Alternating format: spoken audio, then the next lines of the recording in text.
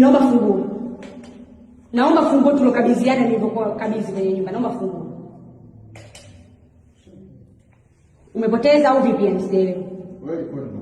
Umepoteza funguo, naomba funguo. Nipe funguo.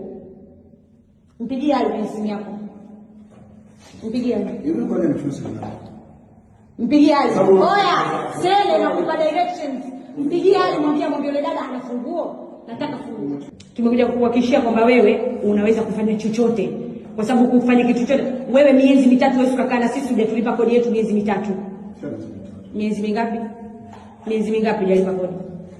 Miezi mingapi hujalipa? Usirudi huko. Usirudi huko hujalipa, kumelipa hujalipa. Wewe sele na kulikodi, mrudishie vitu vya funguo kwa juu. Funguo hapo funguo na yeye. Funguo wapi? Sijui mwenyewe umekaa. Anasema funguo zangu dada anao katongesha mwingine.